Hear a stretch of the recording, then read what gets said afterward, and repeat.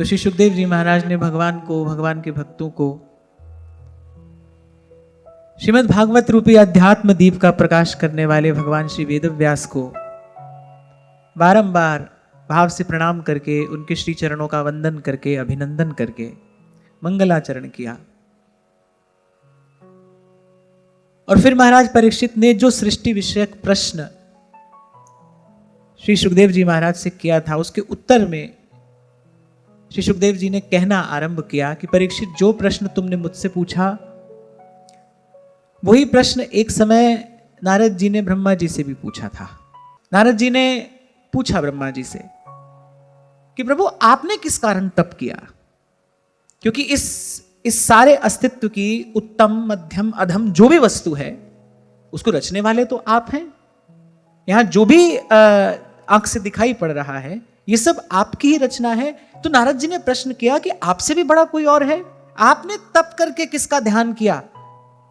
आपने तप करके किसका आराधन किया? क्योंकि मैं तो यही जानता हूं कि भाई सृष्टि के रचयिता आप हैं, आपसे बड़ा और कौन हो सकता है। यद्यपि नारद जी सब जानते हैं, पर ये बात ब्रह्मा जी से क्यों पूछी, आपको मुझे पता चल जाए कि भाई उसको बनाने वाला भी कोई है, उसको चलाने वाला भी कोई है, उसका नियंता भी कोई है।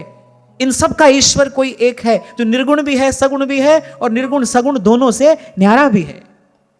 कोई एक है जिसके लिए महापुरुषों ने कहा है आद सच जुगाद सच। कोई एक है जिसके लिए संत कह रहे हैं ना उपजय ना बीन से संतन सुखदाई, कहे मलूका जान के मैं प्रीत लगा।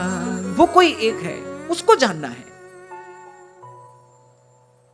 इसलिए अनेक बार आपसे कहता आ रहा हूं, यही श्रीमद् भागवत की महिमा है। ये आपका मन सब ओर से हटाकर उस एक में लगाएगी जिसको जान लेने से जीव का कल्याण हो जाता है, जिसको प्राप्त कर लेने पर फिर कुछ और पाना शेष नहीं रहता, जिसके चरणों में पहुंच जाने पर फिर ये आवागमन रूपी जो संस्कृति का चक्र है ये सदा सदा के लिए कट जाता है, समाप्त हो जाता है।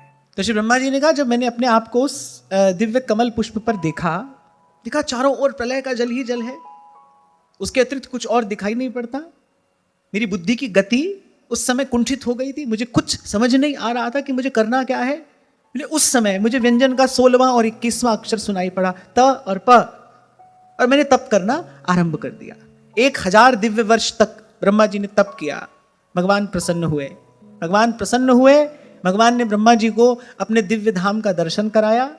ये सब बात ब्रह्मा जी नारद जी से कह रहे हैं कि इस प्रकार फिर विराट स्वरूप की उत्पत्ति हुई। भगवान ने मुझे सृष्टि रचना की शक्ति प्रदान की, चतुश्लोकी भागवत का उपदेश किया, वो ज्ञान मुझे प्रदान किया जिस ज्ञान से मैंने इस सृष्टि की रचना की, जिस ज्ञान के बल पर ही ये सारा कार्य अद्यावधि मैं करता आ रहा हूं। नारद जी के मन में फिर प्रश्न हुआ। नारद जी ने फिर पूछा, कैसा दर्शन था, कैसा भगवान का धाम है, वो सब हमको बताइए, वो सब हमको सुनाइए। देखो, भक्त का एक ही मनोरथ होता है, भगवान के विषय में बात होती रहे। अभी 2 दिन पहले मैंने आपसे एक बात कही थी, सुन सुन कर ही संसार भीतर गया है। संसार की वार्ता श्रवण करते करते क्या हुआ, जो आप सुनोगे आपका मन उसका चिंतन करेगा, पुनः पुनः चिंतन से, पुनः पुनः उसके अभ्यास से उसका संस्कार पड़ जाएगा। ये जो संसार का संस्कार पड़ गया है, कल इसी बात पर हम चर्चा कर रहे थे, है क्या, यद्यपि मृषा छूटत कठिनाई। आप कभी इस बात का विचार नहीं करते, आपको, मुझे, सबको संसार की असारता का कहीं ना कहीं बोध है। भीतर जाकर देखो, सब जानते हैं भाई यहां जो है थोड़ी देर का खेल है, थोड़ी देर का तमाशा है, कोई साथ रहता नहीं, कोई साथ रह सकता नहीं। संत कहते हैं कि देखो ये कैसी विचित्र लीला है रचने वाले की, कि जो होता है वो हमको रुचता नहीं, जो हम चाहते हैं वो होता नहीं, और अगर हो जाए तो कह रहे वो बहुत देर तक रहता नहीं। महापुरुष तो सतत चिंतन करते हैं ना, विचार करते हैं। कह रहे देखो, पहले तो हम जो चाहते हैं वो होता नहीं, हो जाए तो वो हमको सुहाता नहीं है, शिकायत बनी रहती है। ऐसा न होकर ऐसा हो जाता तो कैसा अच्छा होता। आप एक बात, इस बात का ईमानदारी से विचार करना, आप अपनी कितनी शक्ति इस प्रकार के व्यर्थ के चिंतन में व्यय करते हैं। अरे ऐसा ना होकर वैसा हो जाता तो कैसा होता, यदि उस समय ये हो गया होता तो आज स्थिति कुछ और होती। व्यक्ति राग आलापता ही तो रहता है जीवन भर। अरे उस समय ऐसा ना हो कि ऐसा हो जाता तो आज हमारी स्थिति कुछ और होती। तो पहले तो जो हम चाहते हैं वो होता नहीं, होता है वो रुचता नहीं, और जो रुचता है वो रहता नहीं। जो हमको अच्छा लगता है वो हमारे पास बहुत देर तक रहता नहीं, और अगर बहुत देर तक रह जाए वो बहुत देर तक सुहाता नहीं। उससे मन उब जाता है, फिर मन को कुछ और चाहिए, फिर मन को कुछ नया चाहिए। ये मानव जीवन की विडंबना है। तभी सूरदास जी विचार करके कहते हैं, मेरो मन अनंत कहां सुख पाए। ये कहानी मन मन की है। ये किसी एक युग में, एक काल में घटी घटना नहीं है। ये कहानी हर मन की है। ये कहानी आपकी है, ये कहानी मेरी है, ये हमारी कथा है। ये चार बात, इसका विचार करना, इससे क्या होगा?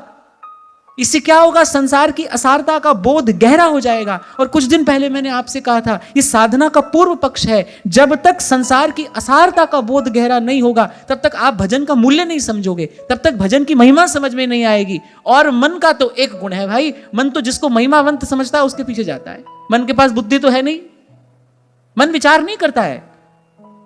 विचार करने का काम बुद्धि का है। मन को तो दौड़ भाग करनी है, मन को तो उछल कूद करनी है, मन को जहां रस दिखाई देगा मन वहां लपक जाएगा। तो मन की दृष्टि में जिसकी महिमा है, मन की दृष्टि में जिसका मूल्य है, मन उसका भजन करेगा, सतत करेगा, बिना प्रयास के करेगा। तो ये चार बात है, इसका विचार करना चाहिए। देखो अपने जीवन में हमने जो चाहा था वो नहीं हुआ। अच्छा, दुख की शुरुआत कहां से हुई? हमने जो चाहा था वो नहीं हुआ। भक्त कुछ चाहता ही नहीं है, भक्त कुछ चाहता ही नहीं है। भक्त का जीवन कैसा है? मेरे राम राय, मेरे राम राय, जू राख है त्यों रही है। भक्त की एक ही इच्छा है, और वो क्या? बोले प्रभु की इच्छा से सब हो, यही हमारी इच्छा है, हम कुछ नहीं चाहते। तभी व्यास जी ने कहा, बोले व्यास न देत असीस सराप, क्योंकि भक्त की कोई इच्छा ही नहीं है। वो कुछ चाहता ही नहीं ऐसा हो जाए वैसा हो जाए अपने जीवन में या कहीं भी। वो कह रहा है जो प्रभु की इच्छा हो वही हो, क्योंकि भक्त का भरोसा बड़ा बड़ा सुदृढ़ है कि प्रभु की इच्छा में ही सबका मंगल है। हमारी बुद्धि बड़ी ओछी है भाई, हमारी दृष्टि तो बड़ी थोड़ी है। कहां तक का हम देख सकते हैं, कहां तक का हम विचार कर सकते हैं। भक्त का एक विश्वास बड़ा पक्का है भाई, प्रभु जो करते हैं ना उसमें मेरा भी मंगल है, उसमें जीव मात्र का मंगल है, उसमें सबका कल्याण है। इसलिए हमारी कोई इच्छा नहीं है। तो हमारे जीवन में दुख की शुरुआत ही तो यहीं से हुई। भगवान की इच्छा से हमारी इच्छा अलग हुई। भगवान हमारे लिए कुछ और चाहते हैं, हम अपने लिए कुछ और चाहते हैं। यहीं से जीवन में दुख प्रवेश करता है। भक्त इतनी जगह देता ही नहीं, दुख को आने की जगह ही नहीं देता है। वो कह रहा है जो प्रभु की इच्छा है वही मेरी इच्छा है। तो खैर हम तो अपनी बात कर रहे हैं कि भाई जो चाहते हैं वो, जोर से बोलो, ये चार बात याद रहनी चाहिए। हम जो चाहते हैं वो, जो होता है वो सुहाता नहीं, और जो सुहाता है वो रहता नहीं, और जो रहता है वो रुचता नहीं, वो ज्यादा देर तक रुचता नहीं है। इसीलिए तो आज तक मन को चैन मिला नहीं, इसलिए तो मन को टिकाना मिला नहीं। यही हुआ हमारे साथ, और एक जन्म नहीं, जन्म जन्म से यही दुर्घटना हमारे साथ घट रही है, बार बार। कोई बड़भागी होता है जो गुरु की कृपा से जान पाता है, समझ पाता है। तुम्हारी शरण में, तुम्हारे चरण में, हरि मेरो ठौर ठिकानो।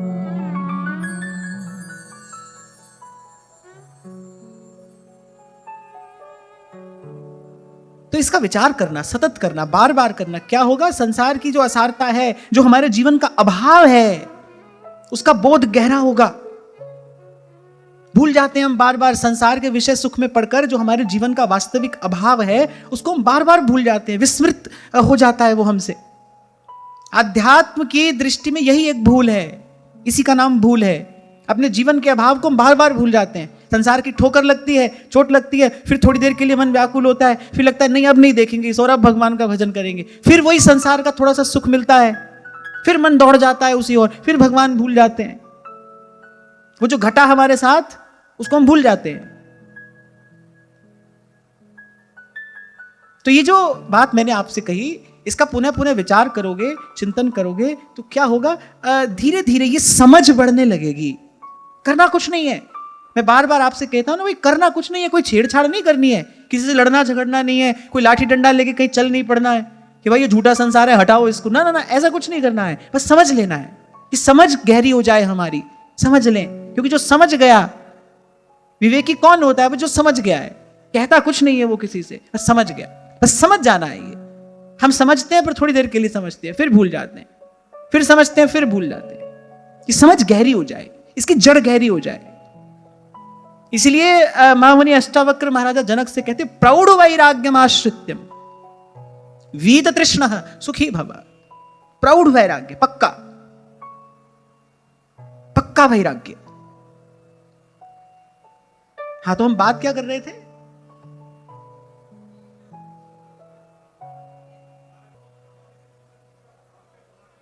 हाँ,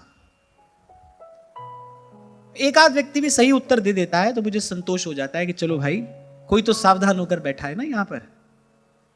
मैं ये कह रहा था, भक्त का एक ही मनोरथ होता है कि भगवान के विषय में बात होती रहे, भगवत कथा, भगवत वार्ता होती रहे। आप देखो, ये जितने भी ऋषि मुनि भगवान के विषय में पूछते हैं, ये भगवान के विषय में जानते हैं, जानकर पूछते हैं, जानते हैं फिर पूछते हैं। कोई महापुरुष मिल जाए, उसके मुख से कुछ सुनना हो, अब तुम अपने घर की, परिवार की बात करने लगो तो क्या होगा? वो तो महापुरुष आपसे कागज पर लिख कर दे देगा, भैया हम मौन में हैं, अब दर्शन हो गया, अब जाओ। कोई संत सयाना होगा, तुम जाकर उससे घर की, परिवार की बात करोगे तो वो यही करेगा। अब संत के मुख से कुछ सुनना हो,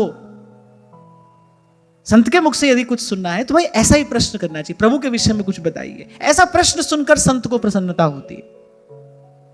देखो भाई, ये जो व्यवहार जगत है ना, मैं आपसे कई बार कहता हूं ना, ये बात मुझसे एक संत ने कही थी, वो शब्द आज तक मेरे कान में गूंजते हैं। बोले, बेटा जब कोई भजन करता है, जब कोई साधन करता है, तो साधन की तो सिद्धि है, भजन को तो एक दिन प्रभु के चरण मिल जाते हैं, उस भाव को तो विश्राम मिलता है। बोले, लेकिन इस प्रपंच का कभी कोई अंत नहीं आता है। ऐसे ये अंतहीन प्रपंच है ना, इससे संबंधित प्रश्न भी अंतहीन है, बिना सिर पैर के प्रश्न है।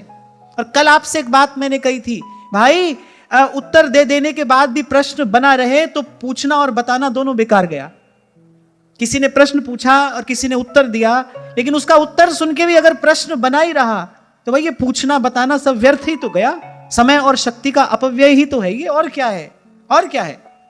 और आप देखो, ये तमाशा तो आज सारे संसार में चल रहा है। हमसे पूछा, तुमसे पूछा, फिर यहां से गए, फिर वहां पर गए, जहां मौका मिला वहीं से पूछा। और मैं तो यहां कहता हूं कि वो जो पूछने वाले हैं वो तो जैसे हैं सो हैं, बताने वालों की बुद्धि तो देखो। आप बताने वालों को तो देखो, कैसे कैसे प्रश्नों का बैठकर उत्तर दे रहे हैं। मैंने आपसे जब श्री काकभसुंडी जी और गरुड़ जी के संवाद पर चर्चा की थी, आप देखो कैसे प्रश्न हैं गरुड़ जी के, तब काकभसुंडी बोले हैं।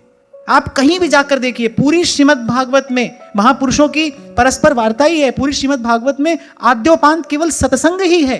कैसे प्रश्न सुनकर संतों का हृदय प्रसन्न होता है, कैसे प्रश्न पूछें।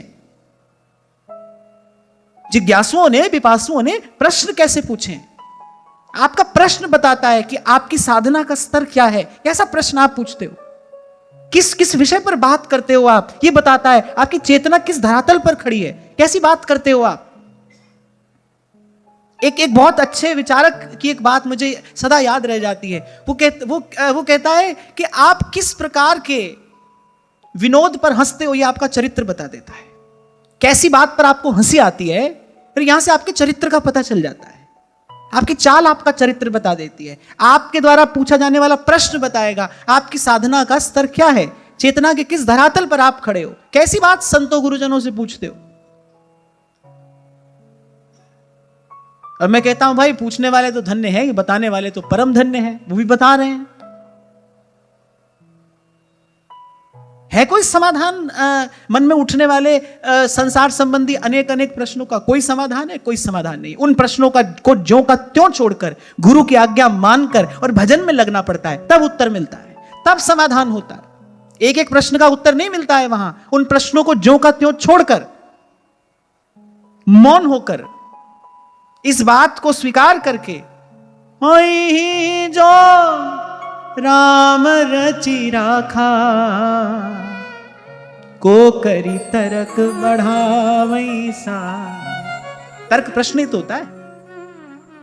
संत सयाने तो हमको ये बात समझा रहे हैं, कह रहे भाई वही जो राम रचि राखा, को करी तर्क बढ़ावई शाखा।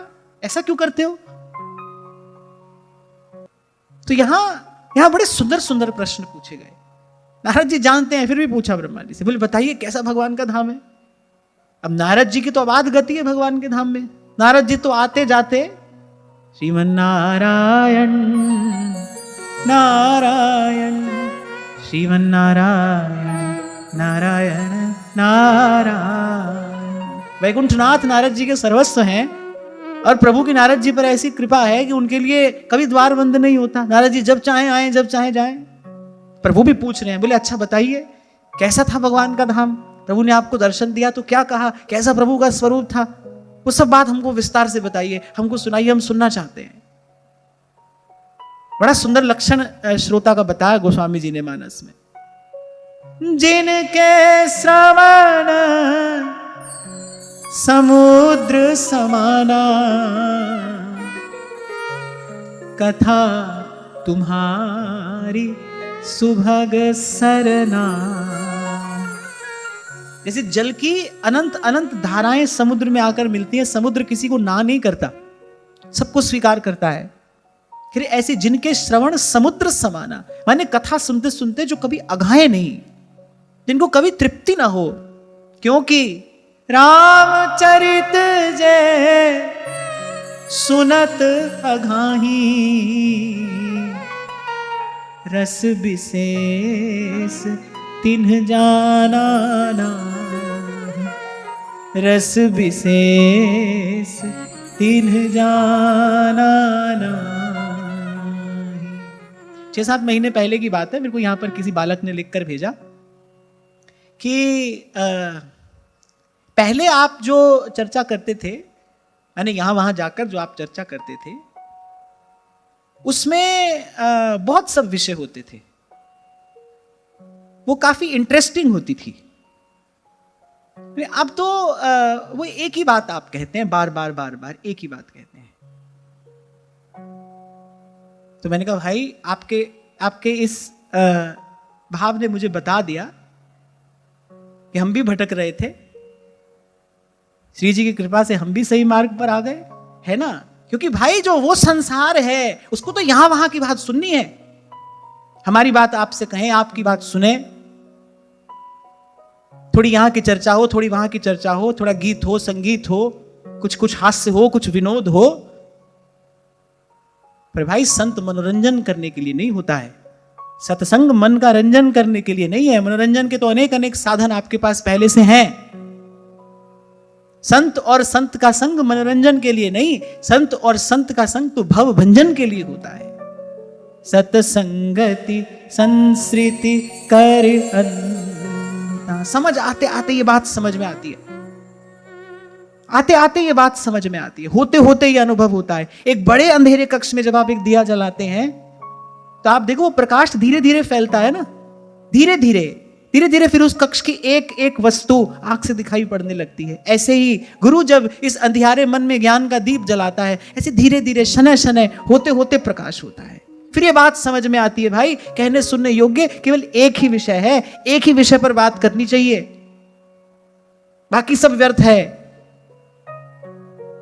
तभी तो जो पके हुए संत हैं वो कहते हैं हरि की कथा ही कथा, बाकी सब व्यथा। मैंने तो आपसे कहा था ना एक बार, भगवान की कथा के अतिरिक्त जो है वो सब रोना धोना है, और क्या है। हम एक बार कहीं सत्संग के लिए गए हुए थे, तो हमारे रास मंडल वाले श्री पुरुषोत्तम पुजारी जी महाराज भी हमारे साथ में थे। तो वहां उन लोगों ने हमको बहुत सारी पुस्तकें लाकर दी भेंट स्वरूप। अलग अलग विषयों की पुस्तकें थी, अलग अलग बातें उसमें लिखी हुई थी। वो 2-4 पन्ने उन्होंने पलटे और सब पलट कर रख दिए। अच्छा, हम जब वहां से चलने लगे तो हमने जानबूझकर वो सारी पुस्तकें वहीं छोड़ दी। वैसे भी मैं किसी से कोई पुस्तक, कोई चित्र आदि मैं स्वीकार नहीं करता, क्योंकि मेरा उनसे कोई काम नहीं है। मुझे लगता है पुस्तक उसके पास होनी चाहिए जो पुस्तक को पढ़े, पुस्तक पढ़ने वाले के पास होनी चाहिए। हम तो भाई कबीर जी के पीछे चलने वाले हैं कि कबीरा पढ़ना दूर कर और पोथी दे बहाए और 52 आखर शोध के ररो ममो चित लाए। हमको तो ज्यादा पढ़ाई लिखाई करना अब ज्यादा सुहाता नहीं है और मैं पढ़ता भी नहीं हूं बहुत अधिक। तो बहुत सारी पुस्तकें थी, अलग अलग विषयों की थी। हमने कहा भाई अब कहाँ इनको हम लेकर जाएंगे। तो हमने चुपके से वही जिस कक्ष में हम ठहरे हुए थे, वो एक अलमारी थी, मैंने चुपके से वो सारी पुस्तकें वहां रख दी और हम गाड़ी में आकर बैठ गए। अब हमारा जो रसोईया था वो बड़ा जोड़ का सेवक था हमारा।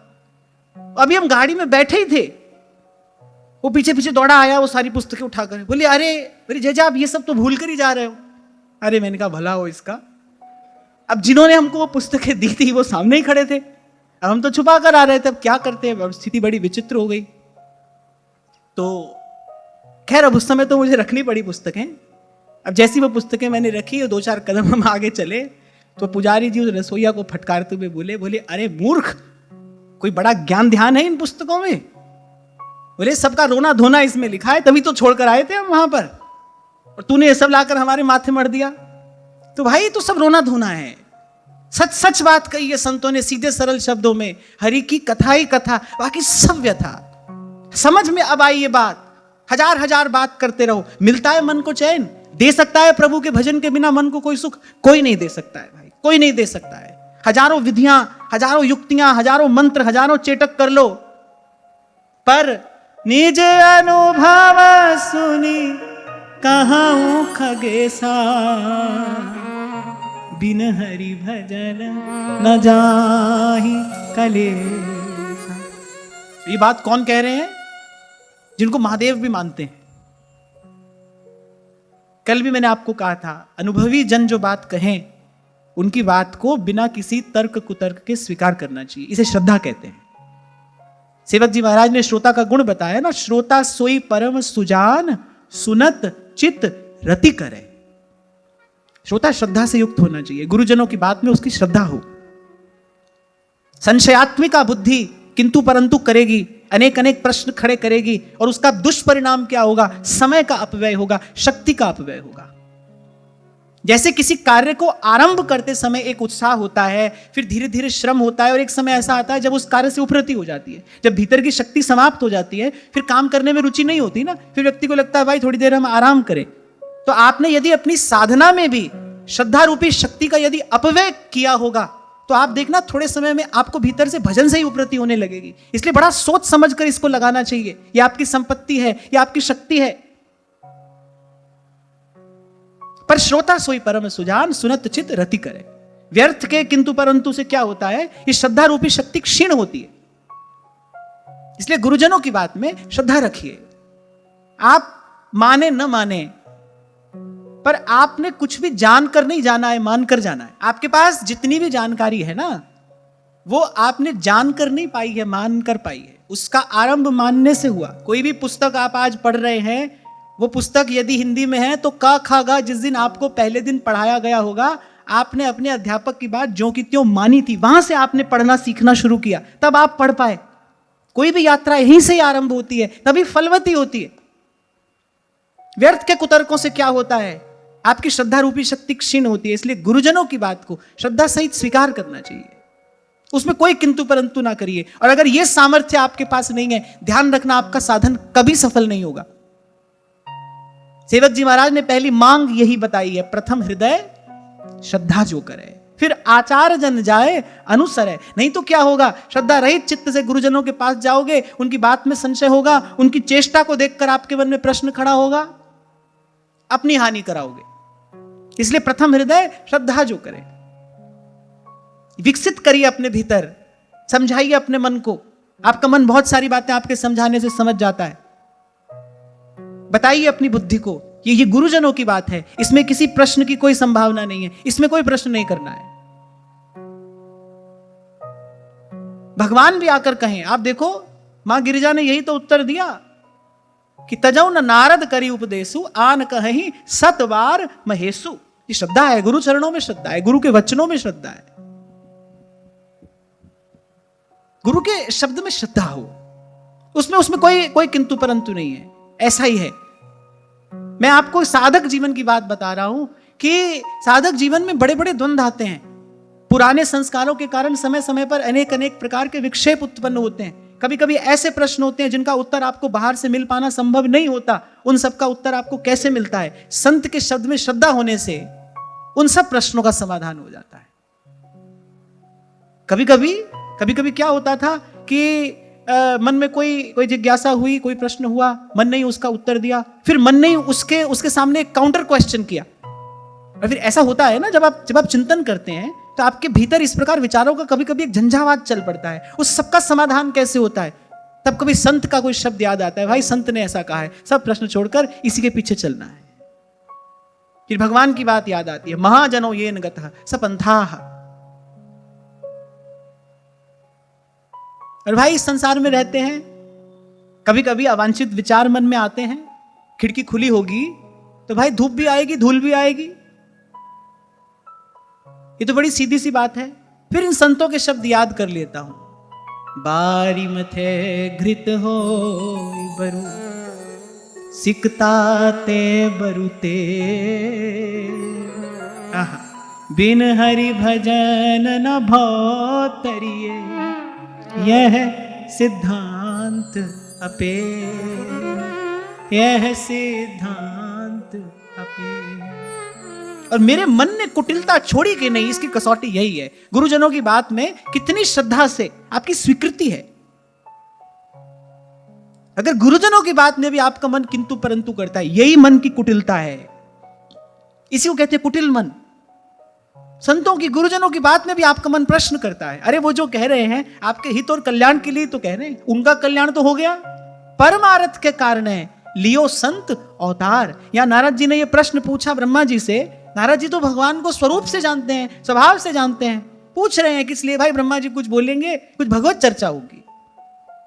और ब्रह्मा जी जैसा भगवान का भक्त, ब्रह्मा जी जैसा कोई ज्ञानी तपस्वी जब भगवान के स्वरूप के विषय में कुछ कहेगा तो वो अद्भुत होगा, दिव्य होगा। और महापुरुषों से कुछ सुनना हो तो विधि भी यही है। इसी विधि महापुरुषों से कुछ सुना जाता है। उनसे भगवान के विषय में कुछ पूछिए, उनसे भजन के विषय में कुछ पूछिए। साल भर पहले की बात है, एक बड़े सुंदर संत के पास बैठा था। उनका नाम लेने की मुझे उनकी अनुमति नहीं है तो नहीं लेता हूं। अच्छी अवस्था के संत है और भजन में भी उनकी स्थिति बड़ी अच्छी है। उनके पास में बैठा था तो मेरा प्रयास सदा से यही रहता है कि संत की इच्छा हो तो संत कहे, नहीं तो संत मौन रहे। उसके मौन में बैठने में भी एक आनंद होता है। वो अपने पास बैठने की अनुमति दे रहे हैं, यही उनका अनुग्रह है, यही उनका प्रसाद है।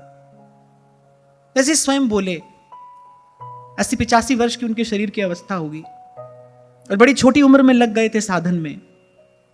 कभी गंगा किनारे रहे, कभी नर्मदा किनारे रहे। तपस्वी महापुरुष हैं, अखंड राम नाम जपते हैं।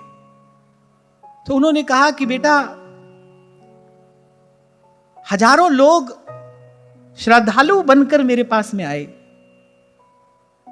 हजारों लोग श्रद्धालु बनकर के मेरे पास में आए, पर बोले उनमें वस्तुतः जिज्ञासु कोई एक दो ही रहे होंगे, जिनको वस्तुतः भगवत विषय कोई जिज्ञासा थी। बोले वैसे एक दो ही रहे होंगे। और मुझे लगता है हर युग हर काल में ऐसा ही हुआ है। आप देखो श्री ध्रुवदास जी कह रहे हैं, एक है दोई पाइये खूजत सब संसार। भगवान कह रहे हैं भाई ऐसे लोग दुर्लभ होते हैं, दुर्लभ होते हैं।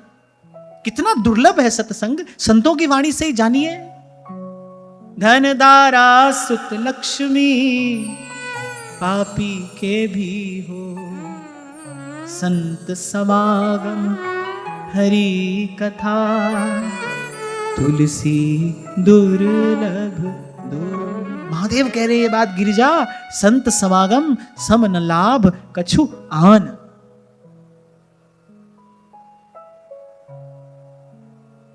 अरे अवसर दें भगवान यदि संत के दर्शन का, संत के संग का, उसको तो व्यर्थ की बात करके व्यर्थ मत गवाइए, उससे तो व्यर्थ की चर्चा मत करिए। तो यहां मुझे सबसे पहली बात यही कहनी थी। मुझे बड़ा आश्चर्य भी हुआ और आनंद भी। जब नारद जी ने पूछा आपने तब करके किसका ध्यान किया, नारद जी ऐसे अबोध बनकर पूछ रहे हैं जैसे कुछ जानते ही नहीं हो। सब जानते हैं फिर पूछ रहे हैं किस लिए? भाई इनके मुख से सुनेंगे, भगवान की बात सुनेंगे, आनंद आएगा। भगवत चर्चा सुनेंगे तो आनंद आएगा। और वैसे भी जब कोई भागवत भगवान की चर्चा करता है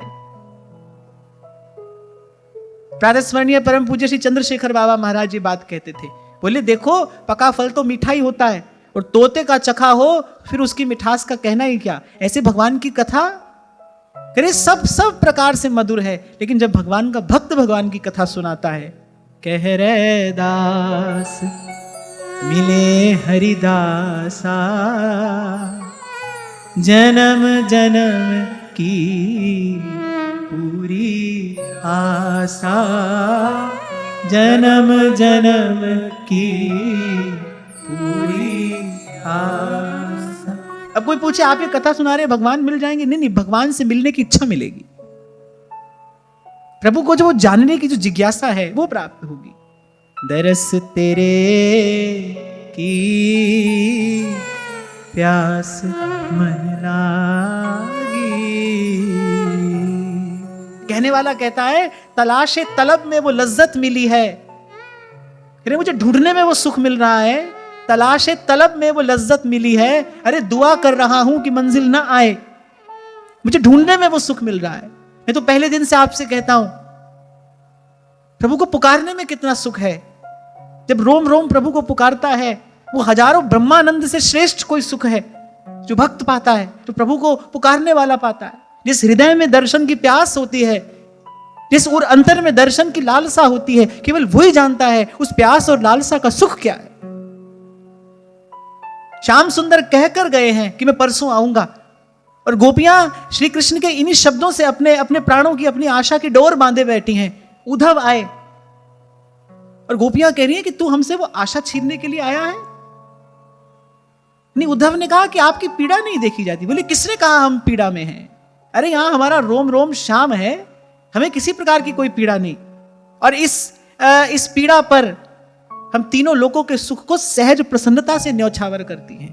कहा करूं बैकुंठ ले जहां कल्प तरु छां, मोहे ये ढाक सुहावने जहां प्रीतम की बाह।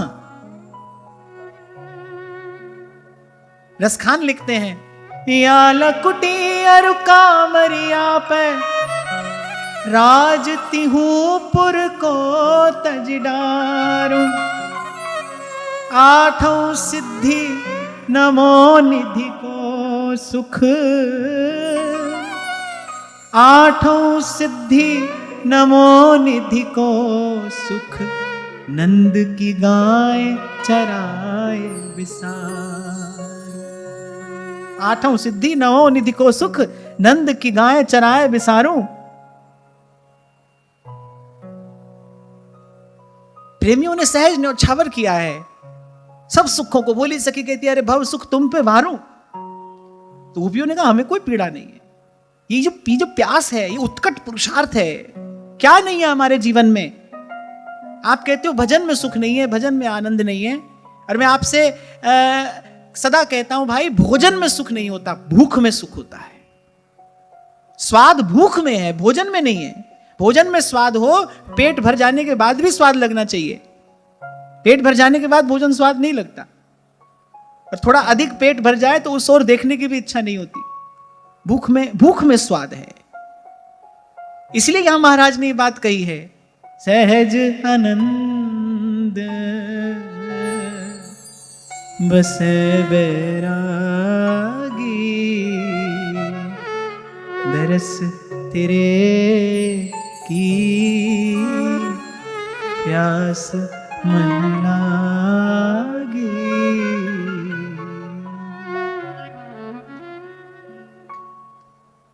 तो ब्रह्मा जी ने बताया नारद जी से कि भाई ऐसे ऐसे हमको कान में सुनाई पड़ा, तप करो।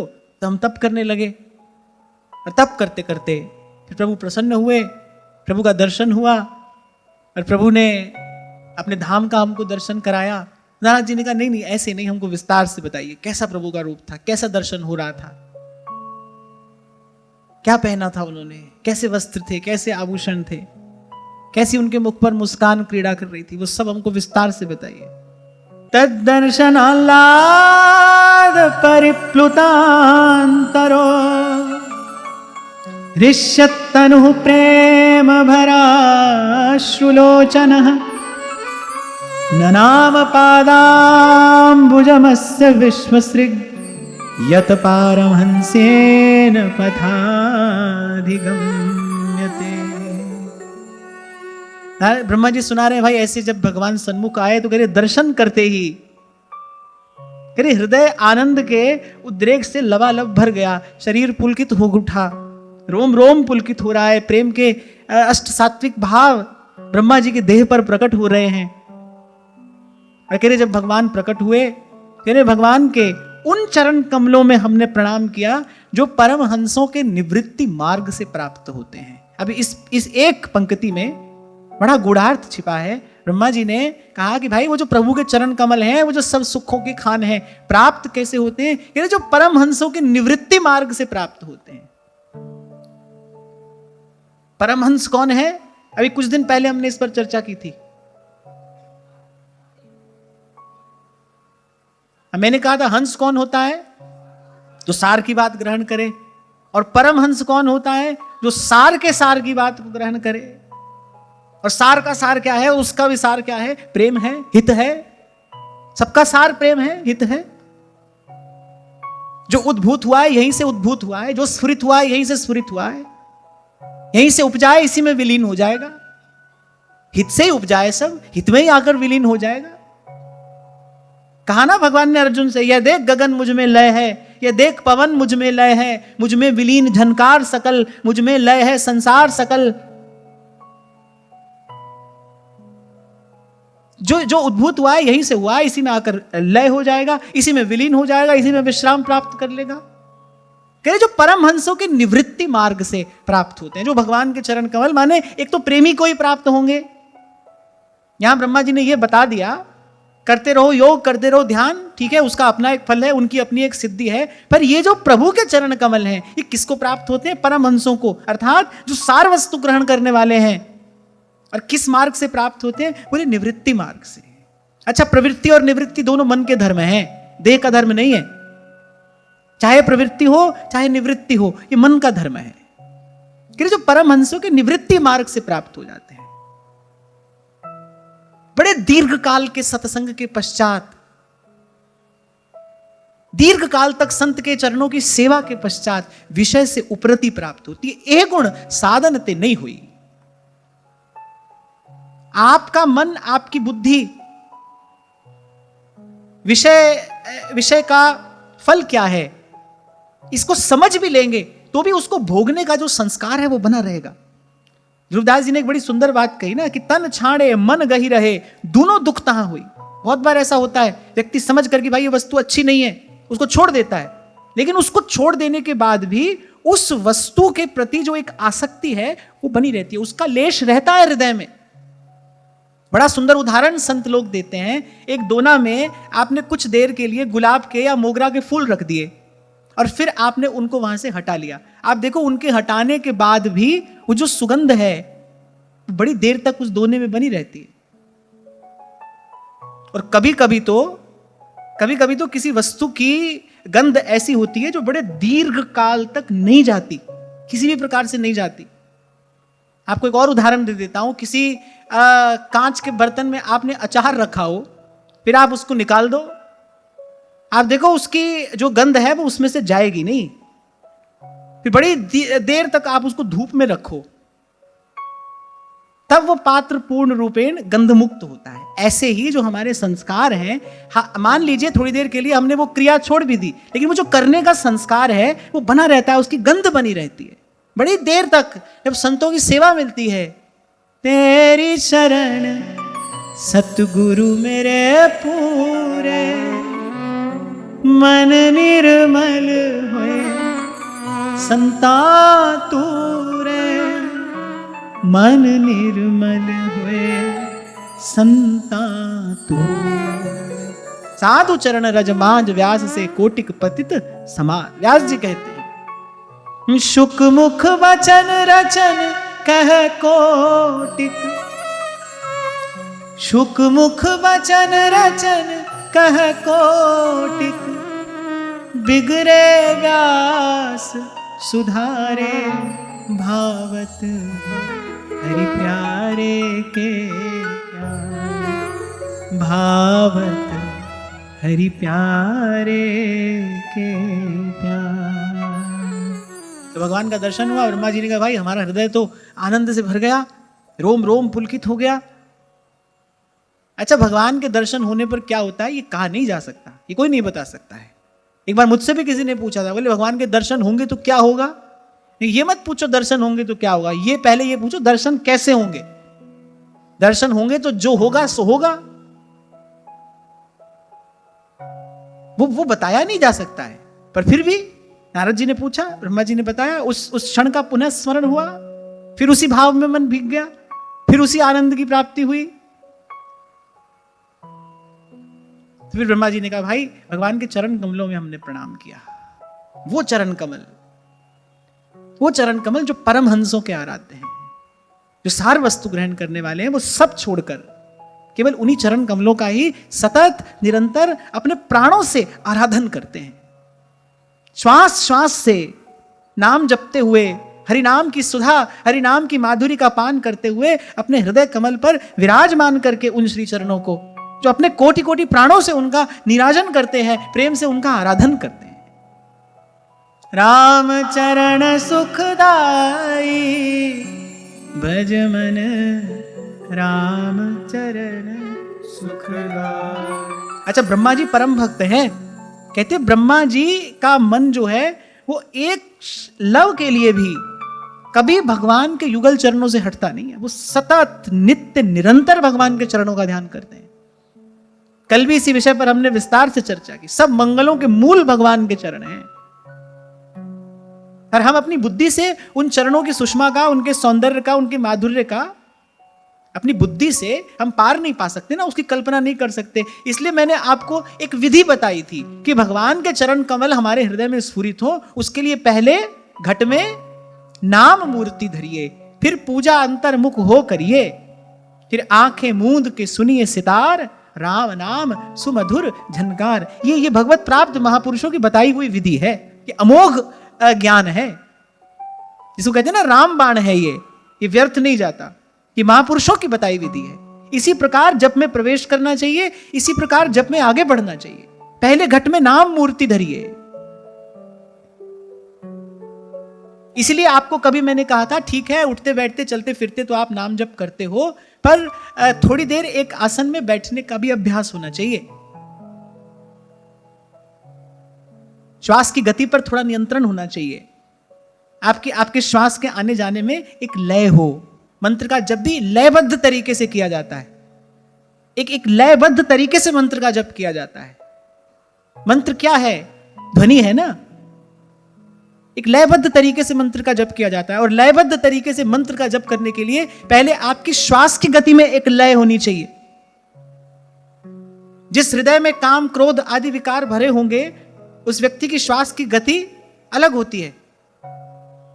एक जो शांत हृदय व्यक्ति है, उसके श्वास की गति अलग होती है। इन सब बातों की ओर कभी ध्यान नहीं दिया, इन सब बातों की ओर कभी विचार नहीं किया। क्यों? क्योंकि ऊपर ऊपर की बात सुनी और जो आसान लगा उसी को पकड़ा। हमको जो आसान लगा ना, हमने उसी को पकड़ा, बोले इसी से हो जाएगा। ना ना ना, ध्यान रखना, जी मार्ग सब संत गया छे, वी मार्ग में जा से। ये बात जो संतों ने कही ना, ये तो आपको भजन में लगाने के लिए कही है। बहुत सारी बातें संतों ने आपको भजन में लगाने के लिए कही। अगर बहुत कठिन बात आपको पहले ही बता दी जाएगी तो आप कभी उस ओर आओगे ही नहीं।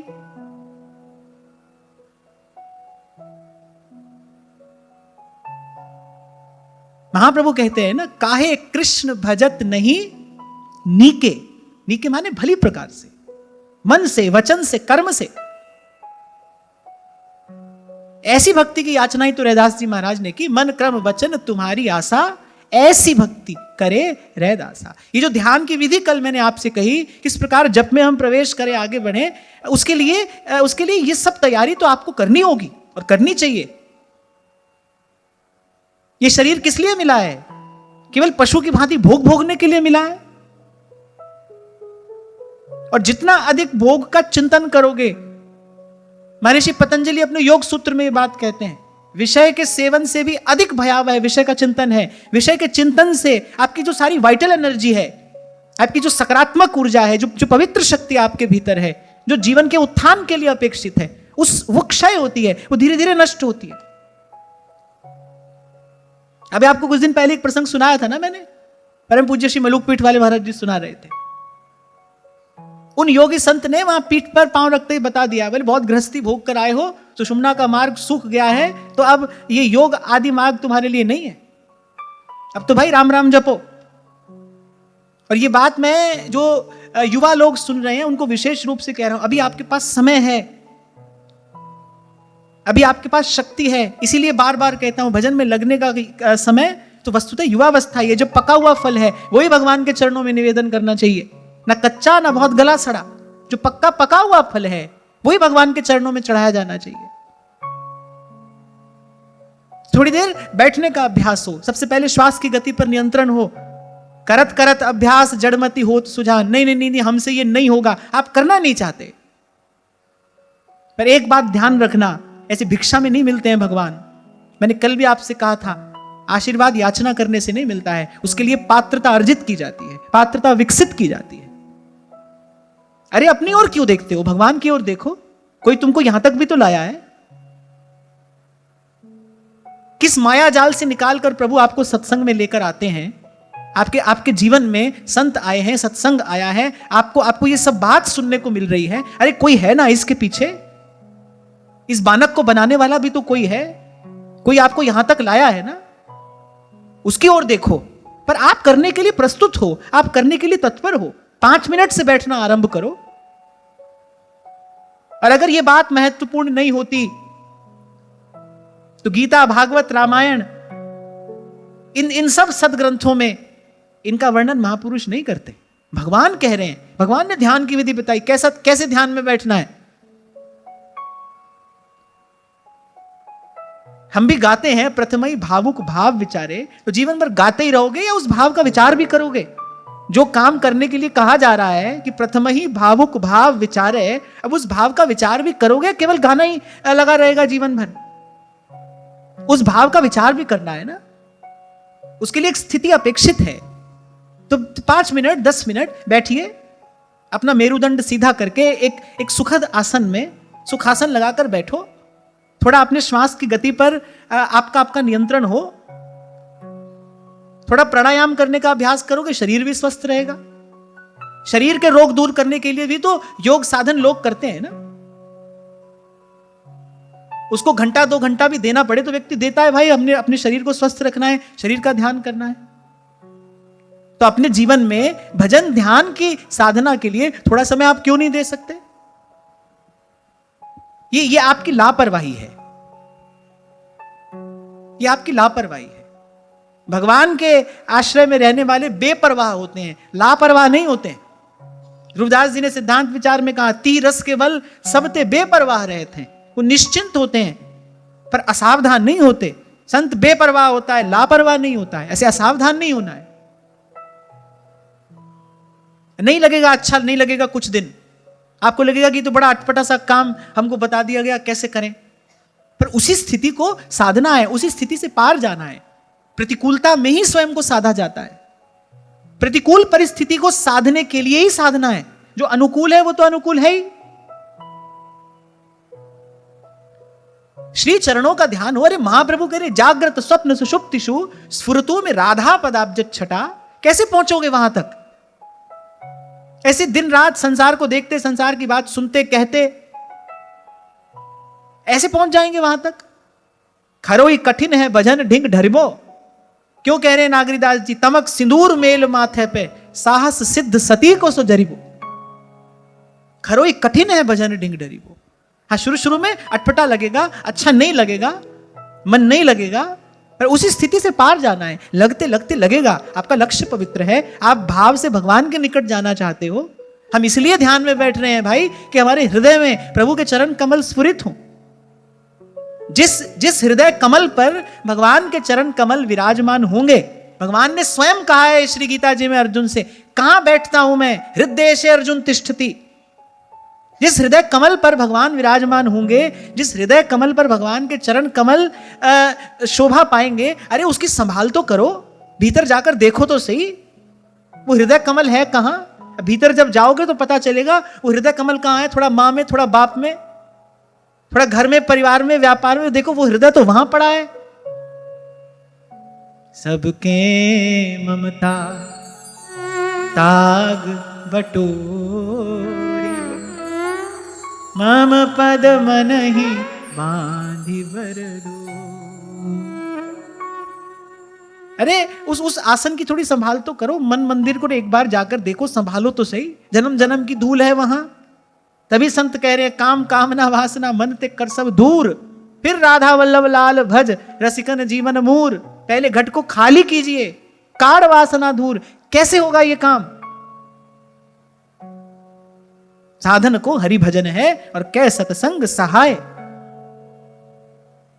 ये जो आप सुन रहे हो, ये इसीलिए उस स्थिति में आपका मन पहुंचे। मैंने कल भी आपसे कहा था, कोई मनोरंजन नहीं हो रहा है यहां पर।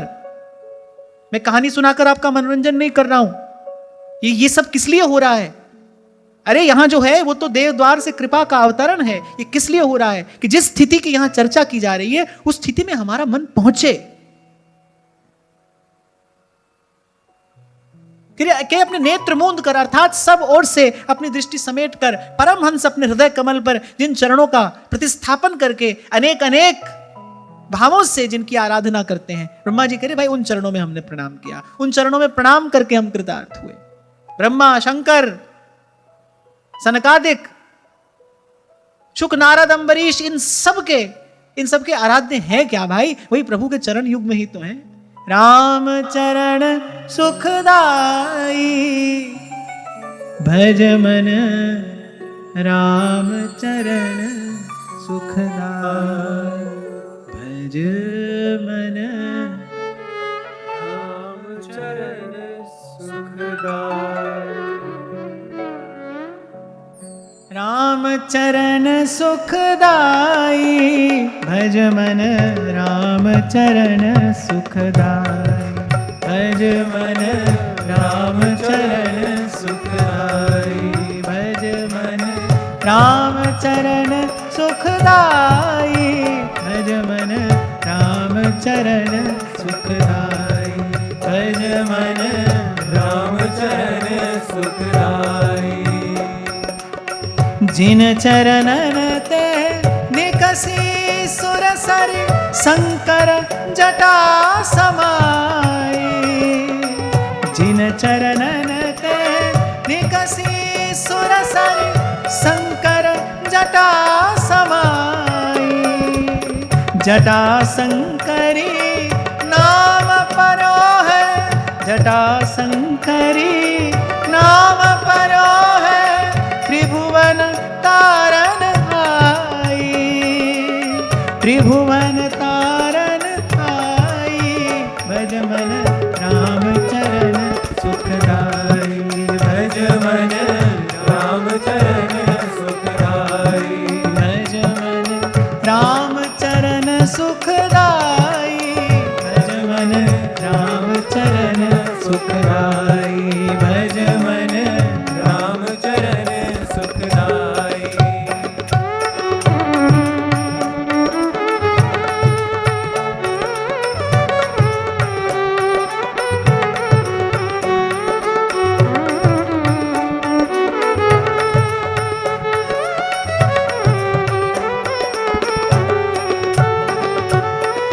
जिन चरणन की चरण पादुका धरत रहे लवलाई, जिन चरणन की चरण पादुका धरत रहे लवलाई।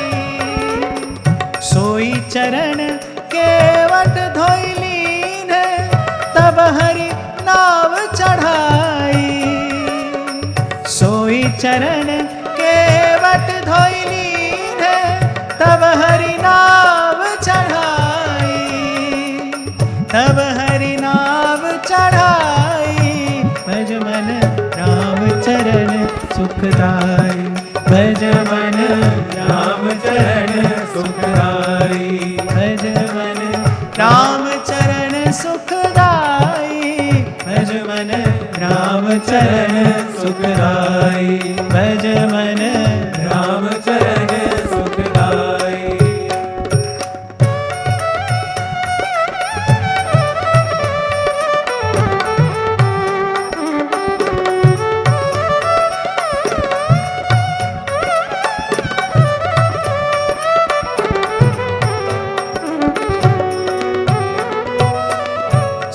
चरण गौतम ऋषि नारी परसि परम पद पाई। सोई चरण गौतम ऋषि नारी परसि परम पद पाई। सोई चरण संतन जन सरवस सदा रहत सुखदाई। सोई चरण संतन जन सरवस सदा रहत सुखदाई। सदा रहत सुखदाई। भज मन राम चरण सुखदाई। भज मन राम चरण सुखदाई। भज मन राम चरण सुखदाई। भज मन राम चरण सुखदाई। भज मन राम चरण सुखदाई।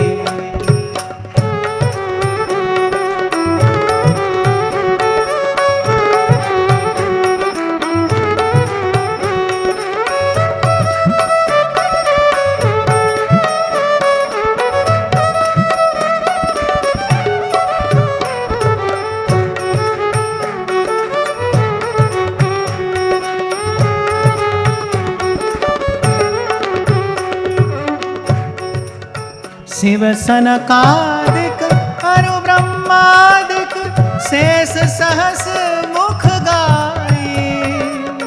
शिव सनकादिक अरु ब्रह्मादिक शेष सहस मुख गाई। तुलसीदास मारुत सुत की प्रभु निज मुख करत बढ़ाई। तुलसीदास मारुत सुत की प्रभु निज मुख करत बढ़ाई। निज मुख करत बढ़ाई। भज मन राम चरण सुखदाई। भज मन राम चरण सुखदाई। भज मन राम चरण सुखदाई। भज मन राम चरण सुखदाई। भज मन राम चरण सुखदाई। भज मन राम चरण सुखदाई। जिन चरणन ते निकसी गंगा। जिन चरणन ते निकसी गंगा शंकर जटा समाई। शंकर जटा समाई। जटा शंकरी नाम परो है। जटा शंकरी नाम परो है। त्रिभुवन तारन खाई। भज मन राम चरण सुखदाई। भज मन राम चरण सुखदाई। भज मन राम चरण सुखदाई। भज मन राम चरण सुखदाई। भज मन राम चरण सुखदाई। भज मन राम चरण सुखदाई। भज मन राम चरण सुखदाई। भज मन राम चरण सुखदाई। भज मन राम चरण सुखदाई। भज मन राम चरण सुखदाई। तो जब ब्रह्मा जी ने प्रणाम किया और भगवान ने ब्रह्मा जी को जब प्रेम भाव भक्ति से भरा देखा, आनंद में मग्न देखा, तो भगवान और अधिक प्रसन्न हो गए। आपसे पहले भी कभी मैंने कहा था, यद्यपि प्रभु का दर्शन सर्व सुंदर है, लेकिन प्रभु के भाव में भरे किसी भक्त का दर्शन और अधिक सुंदर है। भगवान स्वयं उस दर्शन के लिए लालायित रहते हैं। भगवान स्वयं कह रहे हैं, वाग गदगदा द्रवते यस्य चित्तम रुदत्य भीक्ष्णं हसति क्वचित् विलज्ज उद्गायति नृत्यति च मद्भक्ति युक्तो भुवनं पुनः। भाव भरे भक्त को देखने के लिए तो भगवान लालायित रहते। क्यों कहते हैं भगवान हो भक्तन के पाछे फिरत हूं? जिसकी मति निष्काम हो गई है, जिसका हृदय लबालब भर गया है इस प्रेम रस से, उसके पीछे पीछे दौड़ते हैं भगवान, उसके पीछे पीछे चलते हैं भगवान, पाछे पाछे हर फिरे कहे कबीर कबीर। ऐसे ऐसे दर्शन के लिए प्रभु लालायित थे, क्योंकि ऐसे भक्त के दर्शन से प्रभु को सुख होता है। फिर ब्रह्मा जी भगवान को देखकर आनंद में भर गए, और ब्रह्मा जी को आनंद में भरा हुआ देखकर भगवान आनंद में भर गए। इसको कहते हैं मिलन, जिसमें दोनों को सुख हो। यहां भक्त को भी सुख है, भगवान को भी, भक्त भी आनंद से भरा है, भगवान भी आनंद से भरा है। इसको कहते हैं मिलना। यह है मिलना, जब दोनों सुखी हैं, एक दूसरे को देखकर दोनों प्रसन्न। प्रभु का वो अपरूप रूप, भगवान का वो माधुर्य देखकर ब्रह्मा जी के हृदय के आनंद का ठिकाना नहीं है। ब्रह्मा जी की भक्ति देखकर, ब्रह्मा जी की भावना देखकर प्रभु प्रसन्न है। और यहां एक बड़ा सुंदर भाव कहा गया है, तम प्रीयमाणम समुपस्थितम तदा प्रजा विसर्गे निज शासनार्हणम बभाष ईशत् स्मित शोचिषा गिरा प्रियः प्रियं प्रीतमनाः करे स्पृशन्। ब्रह्मा जी पर भगवान प्रसन्न है, इसके दो कारण हैं। पहला कारण यह है, भगवान इसलिए प्रसन्न है कि ब्रह्मा जी ने केवल वो दो शब्द सुनकर और अपने आप को पूर्ण रूपेण समर्पित कर दिया भगवान के ध्यान में। केवल दो शब्द सुने, यहां एक बड़ा बड़ा गूढ़ रहस्य उजागर हो रहा है। गुरु का अर्थ होता है प्रकाश। जो अंधकार से प्रकाश की ओर ले जाए वो गुरु है। उस समय वो जो शब्द कान में पड़े, किसके शब्द थे? गुरु के शब्द थे। ब्रह्मा जी को सूझ नहीं पड़ रहा था, भाई क्या करें, जहां तक दृष्टि जा रही है वहीं तक प्रलयकालीन जल है, अंधकार है। उस समय वो जो शब्द कान में पड़ा, जिसने प्रकाश किया और अंतर में, वो शब्द किसका हो सकता है? और अंतर के अंधकार को दूर करने वाला शब्द तो भाई गुरु का ही होता है ना। महामोह तम पुंज जासु वचन रवि करही। बड़ी सुंदर बात है, वो ध्यान से सुनना। ब्रह्मा जी को कुछ सूझ नहीं पड़ रहा है, कुछ दिखाई नहीं पड़ रहा है, दो शब्द कान में पड़े, किसी ने आकर कुछ बताया नहीं, केवल शब्द कान में पड़ा, और बस उस शब्द की डोर पकड़कर ब्रह्मा जी पहुंच गए भगवान के धाम तक।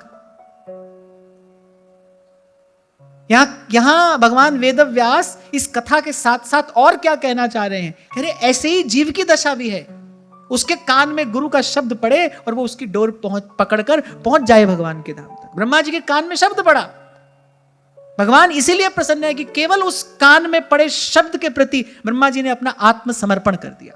ब्रह्मा जी ने अपने आप को निवेदन कर दिया। 1000 दिव्य वर्षों तक ब्रह्मा जी ने तप किया है केवल उन शब्दों को सुनकर। समझने की बात है, यहां कहना यह चाह रहे हैं भगवान वेदव्यास कि जब जीव के कान में भी गुरु का शब्द पड़े ना, तो बस उस शब्द की डोर पकड़कर पहुंच जाए वो भगवान के पास। फिर उसमें कोई संशय ना करे, उसमें कोई किंतु परंतु ना करे, उसमें कोई अन्यथा विचार ना किया जाए। फिर ब्रह्मा जी ने कुछ नहीं सोचा, बस जैसे ही वो शब्द कान में पड़ा ब्रह्मा जी तप में लग गए। और कृपा पात्र सोई जानिए जो आज्ञावर्ती होए। उस गुरु तत्व ने उस समय जो प्रकाश किया, उसके प्रति ब्रह्मा जी ने अपने आप को समर्पित किया।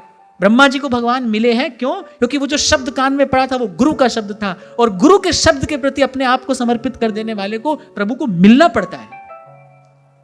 भगवान इसलिए प्रसन्न है क्योंकि ब्रह्मा जी अपने गुरु के कृपा पात्र होकर आए हैं। शब्द गुरु ही तो सुनाता है। ब्रह्मा जी के कान में शब्द ही तो पड़े थे, त और प। किसका था शब्द? गुरु सत्ता का था। मैंने पहले भी आपसे कहा था, अनेक अनेक महापुरुषों के जीवन में ऐसी घटनाएं घटती रही हैं, घटती रहेंगी। एक ही प्रकार से गुरु मिले कोई आवश्यक बात नहीं है। अनेक अनेक प्रकार से गुरु का मिलना होता है। गुरु तो सत्ता है, आपके जीवन में कैसे प्रकाशित होती है ये उसी का ही निर्णय होगा। गुरु स्वतंत्र है, उसको आपके जीवन में कैसे आना है? आप लेकर नहीं आओगे उसे अपने जीवन में, वो आएगा आपके जीवन में। वो किस मार्ग से आए, किस विधि से आए, वो किस प्रकार आपके जीवन में आकर प्रकाश करे, ये उसकी इच्छा है। वो सर्वतंत्र स्वतंत्र है। ये निर्णय गुरु सत्ता का है। हाँ, ब्रह्मा जी ने किया यही, क्योंकि ब्रह्मा जी श्रद्धा से पूर्ण हैं, इसलिए ब्रह्मा जी ने उन 2 शब्दों को सुनकर अपना जीवन दे दिया उन्हें। भगवान मिले, भगवान के धाम का दर्शन हुआ, भगवान का दर्शन हो रहा है, और कह रहे ब्रह्मा जी को देखकर भगवान आनंदित है। क्यों? क्योंकि ब्रह्मा जी गुरु के चरणों में अर्पित होकर आए हैं। उन शब्दों के प्रति ब्रह्मा जी ने आत्मनिवेदन किया है। ऐसे कृपा पात्र होकर ब्रह्मा जी भगवान के सन्मुख आए हैं, और फिर ब्रह्मा जी की भक्ति देखकर तो भगवान को आनंद हो ही रहा है। और यहाँ एक बड़ी सुंदर बात मिलती है, प्रिय प्रियं प्रीतमना करे स्पृशन। ब्रह्मा जी शरणागत भी हैं, और जो कार्य भगवान ब्रह्मा जी से कराना चाहते हैं उस कार्य के लिए अब ब्रह्मा जी तैयार भी हैं। और ब्रह्मा जी को योग्यता कहां से मिली? जो आज्ञावर्ती हुए, कृपा पात्र सोई जानिए। ये श्रीमद् भागवत का गूढ़ार्थ है, ये श्लोकार्थ नहीं है। ये बात श्लोक के गर्भ में है। मैंने आपसे कहा था ना कि कथा का अर्थ ये नहीं है क्या हुआ, कथा का अर्थ क्यों हुआ। ये जो घटना घटी, इसके गर्भ में रहस्य क्या है? ये इस श्लोक का गूढ़ार्थ है। कैसे पहुंचे हैं ब्रह्मा जी यहां तक? ऐसे पहुंचे हैं, गुरु की कृपा से युक्त होकर ही ब्रह्मा जी भगवान तक आए। कोई कहे ब्रह्मा जी को कैसे मिल गए बिना गुरु के भगवान? ना, बिना गुरु के भगवान नहीं मिलते। गुरु भी न भव निधि तरही न कोई, जो बिरंच शंकर सम हुई। तभी तुलसी बाबा कह रहे हैं, बोले ब्रह्मा शंकर भी हो, गुरु के बिना भगवान नहीं मिलेंगे।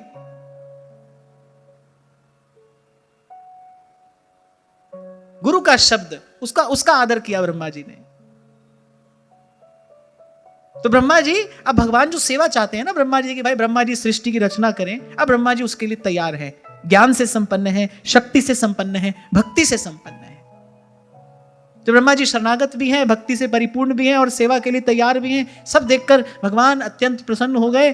और यहां जो सबसे मीठी बात लिखी है, कह रहे भगवान ने